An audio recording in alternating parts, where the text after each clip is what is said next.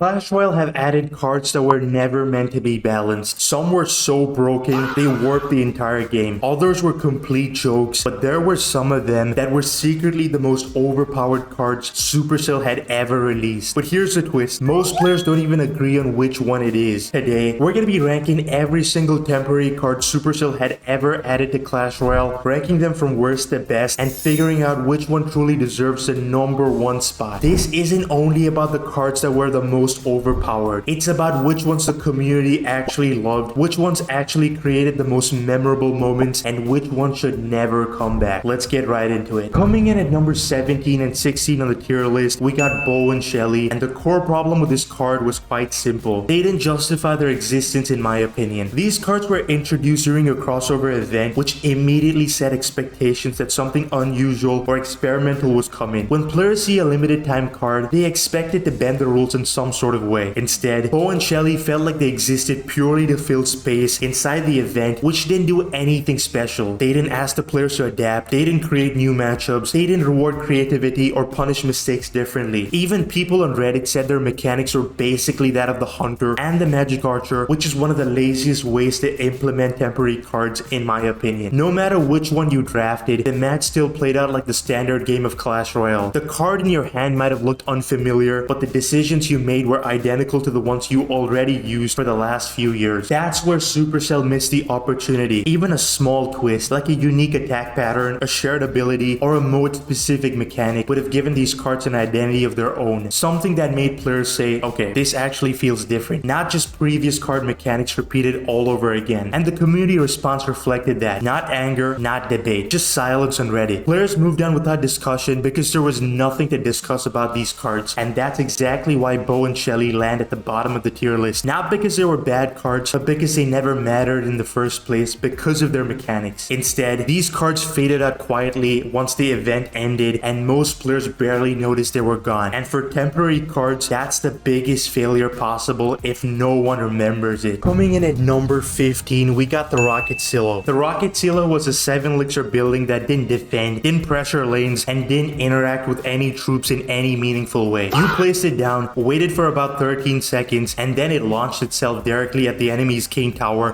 for an absurd amount of damage, with no crown tower damage reduction, which is absolutely insane. That single mechanic completely warped the mode. Instead of thinking about positioning, elixir trades, or defending pushes, every match revolved around this one question: how fast can I place the next Rocket Silo? The battlefield stopped mattering, lanes stopped mattering, and even towers stopped mattering because the only tower that mattered was the king tower. What made this especially frustrating was how narrow the interactions became. If you didn't have the exact answers at the exact moment, you simply lost the game. There was no gradual outplay, no comeback potential, and no reward for good defense, and just a countdown timer to inevitable damage. I felt that the matches ended quickly, but they weren't exciting. They felt automated, repetitive, and strangely disconnected from the core Clash Royale experience, which needed some skill. What Supercell really needed to do was tie Rocket Silo into the actual match. Instead of it automatically hitting the king tower, it should have required something first, like controlling a lane, interacting with troops, or earning a charge through good defense. Even small changes like lowering the damage, making it take longer to fire, or letting your opponents punish it while charging would have added real strategy and made it feel fair. Instead, the Rocket Silo bypassed everything that made Clash Royale skill-based and replaced it with a race-type feel, which felt empty to be honest. Coming in at number 14, we got the Super Lava Hound. The Super Lava Hound was the first super card ever added back in early 2022, and the expectations were high. This was supposed to be Supercell's chance to experiment, to take a familiar card and push it into a bold new direction without worrying about long-term balance. Instead, they played it extremely safe in my opinion. The Super Lava Hound cost more elixir than the regular version, and when it died, it split into multiple layers of smaller hounds before they finally turned into pups. There were also some added death damage, but it rarely mattered in real matches. The issue wasn't that it was weak. Again, it didn't change how you approach the game at all, which defeated the entire purpose of the game mode. You still deployed it the same way, supported it the same way, and countered it the same way. All the usual answers still worked, and the usual matchups played almost identically. On Reddit, a lot of players described this as busy but not interesting. There was a lot more stuff on the screen, but you don't have to make any new decisions to be honest. For a card that was supposed to introduce a super card concept, it didn't really justify the excitement around it. What Supercell could have done differently was give it an actual twist, something that forced players to rethink Lava Hound decks. Maybe a conditional split lane pressure mechanic or a risk-reward element tied to positioning that could have made it felt a lot more experimental instead of the regular card features it already had. Before we move on to the next card, make sure to like and hype the video and join the Discord group, which is linked in the description of this video, where we talk about everything. Coming in at number 13, we got the Super Witch. The Super Witch was released in May 2022, and Supercell made it sound so broken, which basically meant that it combined the Witch, Night Witch, the Mother Witch as a single troop. It alternates between spawning skeletons and the bats, and this had the curse effect that turns enemies' troops into pigs. This was also a lot tankier than the normal Witch, but there were two big problems. She still played like the generic backline Witch, where you have to drop her behind a tank, and hopefully she doesn't get spelled out or hard countered. 2. For 7 elixir, she was rocketable for a positive trade, and you basically can't really outplay a rocket. Her attack was single target and not splash. She was actually doing less damage per shot than the normal Witch for a higher cost. So even though she had multiple Witch traits, it truly never felt like a proper fusion card which actually did a lot of work. A lot of players said she was just a Witch that was finally usable again and not actually that creative. I feel like there were so many solid directions that they could have gone, like switching between splash plus the curse, but instead we got a slightly buffed Witch in fancy clothing, which was quite underwhelming as a super card. Coming in at number 12, we got Terry the Hog. Terry was the first champion style temporary card, and basically he was a tankier hog that did similar damage to a slightly higher level hog with the 1 elixir active ability which jumped and slammed down, dealing splash like a mini Mega Knight. On paper, that adds timing and skill because it makes you think, do you use the jump to clear the defense or to surprise your opponent? But in reality, he was just a hog, but a chunkier version with an ability. People were just using regular hog decks in this mode and all counters were almost the same. The ability was cool, but it didn't really redefine how you approached and played the game. He mostly existed to promote the Book of Clash series, to be honest. Coming in at number 11, we got the Wizard Trio, which was actually an idea by some random dude on Clash Royale Reddit like 9 years ago. The Wizard Trio finally brought to life an idea that's been floating around for years. For 7 elixir, you get the Ice Wizard, E-Wiz, and the normal Wizard, which feels like absolutely insane value, because technically all those cards combined should cost 12 elixir. And the crazy part, it also had instant deployment and no 1-second delay. What felt insane was the 12 elixir worth of troops for just 7, and on paper, that's crack. But what made this card kind of underwhelming is that the synergy was kinda weird. The Ice Wizard slowed things down, the E-Wiz stuns, the regular Wizard just splashes stuff. Together they're strong, but not in a cohesive way. It often felt like 3 separate units thrown down at once rather than a carefully designed combo, which would make more sense from a synergy point of view. This is why most people found it pretty easy to counter, as all they had to do was have one of these 3. A high single target DPS, good positioning skills, or a specific counter like the Monk or the Poison, which got absurd amounts of value. Overall, to sum it up, players like to see all 3 wizards together, and the instant deploy felt unique, but it didn't make one of those legendary remember when cards. Coming in at number 10, we got the Santa Hog Rider, and this was first introduced in 2022. He's basically a Hog Rider that costs 1 more elixir with slightly tweaked stats, and every few seconds he drops a present. The whole gimmick is when a troop steps in the present, it triggers a random spell. It can be the Rage, it can be the Clone, old school heal spell, or even an invisibility effect the normal game doesn't even have. This card had mixed reactions from the community, as some hated the RNG and some absolutely loved it. You couldn't really fully plan defenses or offenses when your spell value is random, but for some players, they found this hilarious. Clone chains, invisible pushes, chaotic board states, it was everything a temporary, not for ladder card should be, and that is exactly why it's ranked higher in this list. Coming in at number 9, we got the Super Ice Golem, which was actually introduced in 2023. Super Ice Golem is one of the wildest designs mechanically added to Clash Royale. It costs 4 elixir, which is 2 more than the normal Ice Golem, and has more than triple the HP, around a giant skeleton level, which is absolutely mind-blowing. And the best part, the Death Nova doesn't just slow, but freezes the entire arena for 4 seconds. But there's a catch. They gave him his own movement category called Very Slow, which was never seen before in Clash Royale. He moved at half a tile per second. Place him at the bridge, and it can take 18 seconds to reach the tower if uninterrupted players battling it out. Or he gets melted by high DPS cards before his freeze even does anything useful. So basically, some players found his slowness this to be super annoying and made him clunky and frustrating to play overall. But some players found this to be one of the most exciting parts to play. Coming in at number 8, we got the Super Knight. What stood out about the Super Knight was that he had a very interesting defensive gimmick. When he wasn't attacking, he reduced all damage to himself and nearby allies to just 1 damage per hit. It felt like Supercell were teasing Evos with these temporary cards before we even knew about them. Players thought the idea was very cool, building protected death ball pushes, then seeing if the opponent can actually break through. This was the entire gimmick with the Super Knight, and this card was very strong, which is why he's ranked this high on the list. Coming in at number 7, we got the Warmth spell. The Warmth spell might be one of the most underrated cards on this list because of how special its use mechanic is. It was a 1 elixir spell that was added for the Snowstorm challenge, where the map constantly froze your troops after a few seconds, where your push would literally stop moving. So what the Warmth spell did was it unfroze your troops and it also healed them in a slightly small radius. But outside of that specific mode, the card is useless. But inside it, it's absolutely genius as it involved a lot of strategy. But this is a completely new environment, and this was a tool to outplay based on the situation the game put you in. In my opinion, that's pretty much a peak temporary card design. Change the rules, give the players a card to adapt, and let them cook based on skill, which is why it made a solid card to be added temporarily. Coming in at number 6, we got the Super Archers, and the Super Archers were absolutely insane at first glance. It had the same 3 elixir cost, but had more than double the HP and did splash damage instead of single target. Every shot pushed back enemy troops like it's a mini tornado, and they recoil backwards like a firecracker. On defense, they were monsters and most troops couldn't even reach to them. The problem with the Super Archers were that basically they had no real weakness. For just 3 elixir, you got 2 units with absurd amount of health, so much that poison barely killed them if they stood in it the entire time. Using a rocket or lightning was never worth it, and splitting them easily denied spell value anyways. On top of that, their tornado arrows knocked back every troop, wiped out swarm units instantly, and made melee cards completely useless. This is basically why the community pretty much agreed that they were powerful and absolutely busted, which is why it's ranked way higher on the tier list. Coming in at number 5, we got the Party Hut. The Party Hut is one of the cleanest temporary cards designs that Supercell ever did. It mashed together the model of a goblin hut, the range and function of an X-bow, the dead spawn of a goblin cage plus extra goblins, and the DPS profile of the Dark Goblin. In games, it acted as a hybrid siege and a defensive building. You could use it like an X-bow to lock onto towers, or drop it defensively and let the dead spawn plus chip handle control. It pretty much targeted air troops unlike the X-bow, had flexible usage, and felt like an entirely new card role, not just a buffed hut. The best part about this card was it was strong but not unfair. There were real counterplays like using the rocket, heavy pressure, or good spell usage, and this made it relatively easy to take out the Party Hut, which made it not too game breaking. This was a big W because players really respected how unique, interactive this card felt as a temporary card, which made things a lot more interesting, and that is exactly why it's number 5 on the list. Coming in at number 4, we got the Party Rocket. The Party Rocket came alongside the Party Hut and flipped the idea of a rocket on its head. Instead of just dealing big damage in a circle, the Party Rocket cost 1 elixir less than the regular rocket, had a huge radius, and converted every trooper building it hit into goblins, pretty much like the Goblin Curse. But here's the twist, it alternated which sides got the conversions. So basically, if you mistime it, you can even turn your own push into goblins. If you time it perfectly, you flip the whole board to your side. To prevent brainless King Tower snipes, it dealt no damage to towers, which made the game a lot more fair and not just brain dead rocket cycling. It forced you to think about when to use it, where to place it, which side would actually benefit from it, which made it a lot more strategic with a decision making and timing, which was key. But overall, it was widely respected as a smart and interesting design, which again made the game a lot more interesting to play. Coming in at number 3, we got the Barbarian Launcher, and this card might be one of the most universally loved temporary cards. This again makes you think they were teasing Evos the whole time, but stats wise, it cost 1 elixir more than Mortar, but had similar HP, projectile speed, and barely any direct damage. But with every shot, it spawned a real barbarian that had to be dealt with. This changed the entire game and turned it from a simple siege building into a constant pressure engine, which locked down lanes by repeatedly throwing barbarians into the fight, forcing your opponents to keep responding, not just sit behind the building. The card was strong but not oppressive, which was a good thing and can be dealt with spells, pressure, and buildings. Most importantly, honestly, it was quite satisfying to use. Fun fact, it was an originally scrapped card concept from years before being finally brought to life as a temporary card. Players loved it so much, it even returned in later challenges, and this just shows how changing the projectile type can create a completely new role, which we'll more